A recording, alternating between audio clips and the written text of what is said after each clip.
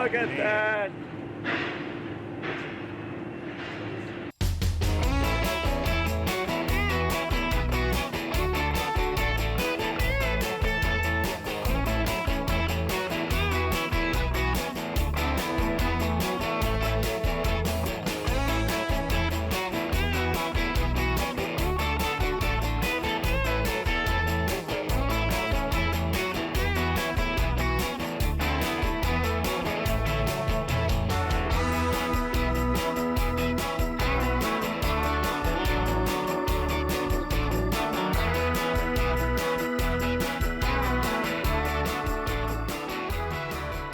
I was the train operator, and I was kind of picked for that position basically because I was there and I knew which way was ready and which way was lifty, and almost got it right most of the time.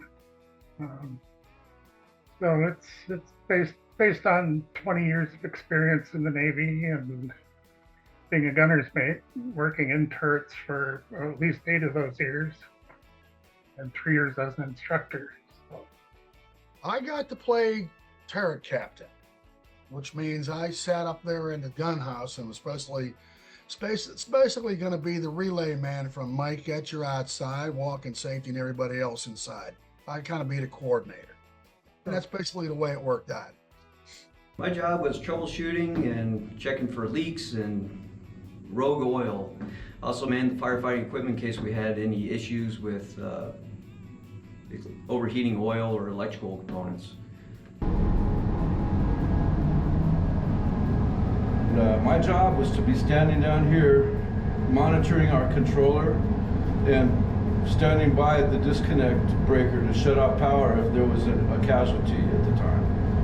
And everything worked like it was supposed to, but you have to still be, it's a manned space. I think they call it the roving electrician spot during the ship's actual in-service time.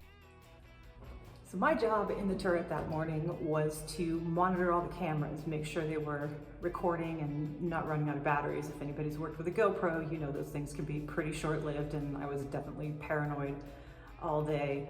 So yeah, that was my job, and it felt to me, because I'd already been filming in turrets for months at that point. I was familiar with all the nooks and crannies. And like everybody else, I had maritime firefighting training at one point in my career. We all did. And that was pretty important to ensure safety and security that day.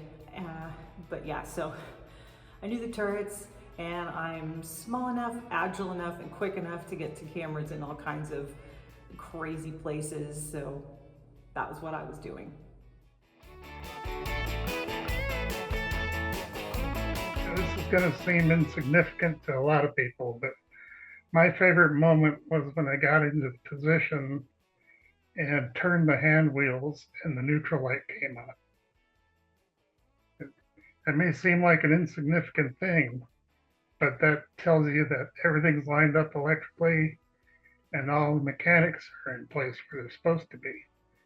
And getting that light on the first try was a happy time for me. The equipment's been sitting for so long, and you don't know who's been through the spaces, and you see a hand wheel and people like to turn those just because it's a hand wheel, and things can get out of alignment. And luckily for us, things came back into alignment. My favorite time was when Chief Rich turned on AC/DC for those about to rock, just before he fired up the controller. My favorite moment was when the turret started moving, and given the lack of visual aids, feeling the entire turret move under your feet. That was just incredible. And of course, hearing Moran scream with joy as the turret moved. When you screamed, I started laughing. I think you caught Moser off guard too on that one. And what was my favorite moment? Absolutely when we felt the turret move for the first time. I screamed. It took me completely by surprise. I didn't expect that at all. It kind of bumped. There was like a definite movement and a big moment when it moved, and none of us saw that coming. So yeah, I screamed, and there was this just sense of it being absolutely incredible, and disbelief that it was really happening. And I still can't put it into words. I was shaking when we came out of the turret after that. It was so exciting, and I'm just immensely grateful that I got the chance to have that experience.